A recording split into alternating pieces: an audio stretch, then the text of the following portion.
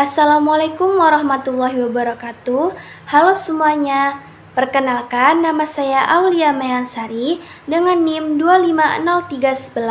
25031103084.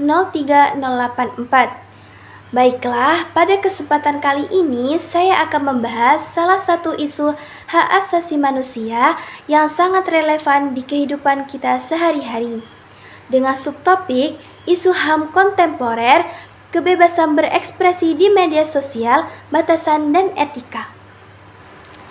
Untuk memenuhi tugas ujian tengah semester mata kuliah pendidikan kewarganegaraan. Nah, apa sih kebebasan berekspresi di media sosial itu? Dan apa saja sih tantangan dan contohnya? Untuk mengetahuinya, yuk dengari penjelasannya.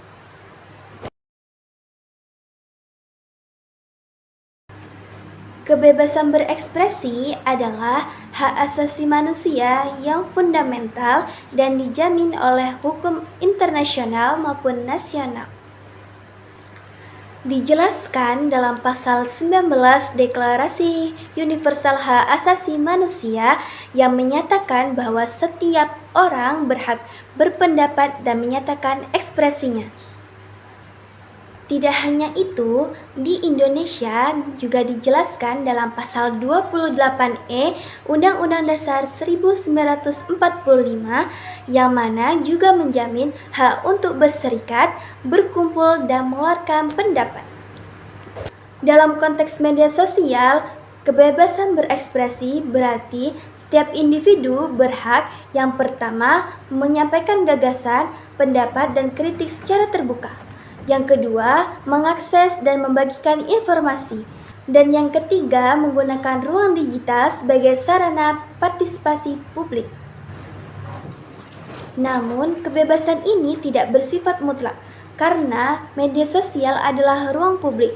Oleh karena itu, ekspresi seseorang harus memperhatikan etika komunikasi digital, hukum yang berlaku, dan hak seseorang untuk dihormati.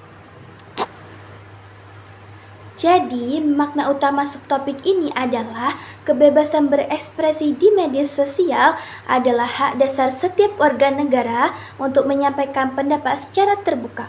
Namun, tetap harus dijalankan secara tanggung jawab, beretika, dan tidak merugikan orang lain.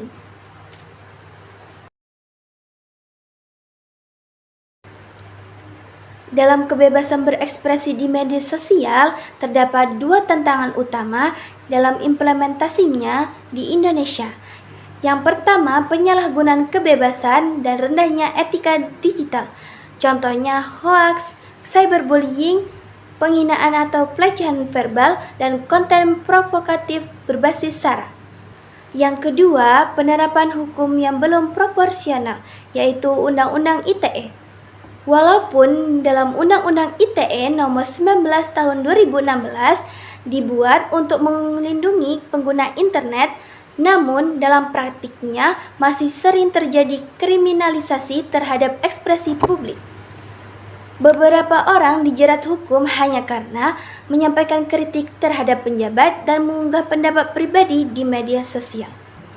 Hal ini menimbulkan dilema apakah hukum tersebut melindungi masyarakat atau justru membatasi kebebasan berbicara.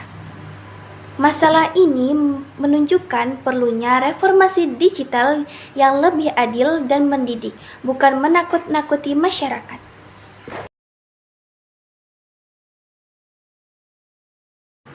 Dalam kebebasan berekspresi, terdapat contoh nyata di Indonesia, yaitu salah satunya adalah kasus Baik Nuril pada tahun 2018.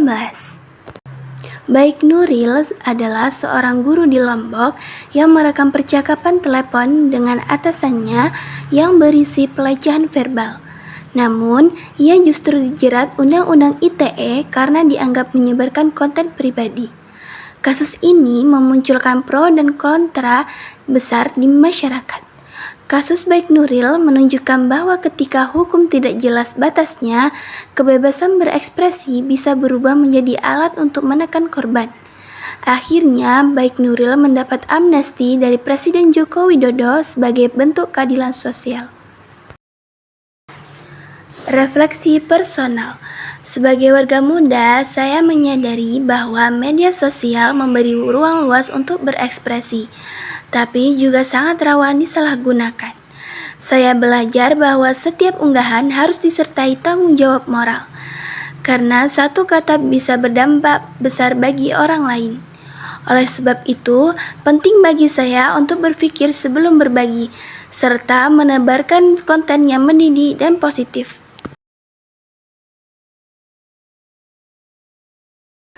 Kebebasan berekspresi di media sosial adalah hak sekaligus tanggung jawab. Bagi warga negara muda, isu ini sangat relevan karena 1. Generasi muda merupakan pengguna aktif media sosial. 2. Mereka memiliki peran besar dalam menjaga ruang digital yang sehat. 3. Mereka bisa menjadi contoh bagaimana berpendapat tanpa menyinggung atau merugikan pihak lain. Simpulan, kebebasan berekspresi adalah kekuatan untuk menyuarakan perubahan. Namun, kekuatan itu hanya bermakna jika digunakan dengan etika, kesadaran, dan rasa hormat. Gunakan media sosial untuk menyebarkan pengetahuan dan kebaikan, bukan kebencian. Nah, itulah pembahasan tentang materi dengan subtopik isu HAM kontemporer, kebebasan berekspresi di media sosial, batasan dan etika. Terima kasih sudah menyaksikan. Mohon maaf bila ada kesalahan dalam penyampaian. Wassalamualaikum warahmatullahi wabarakatuh.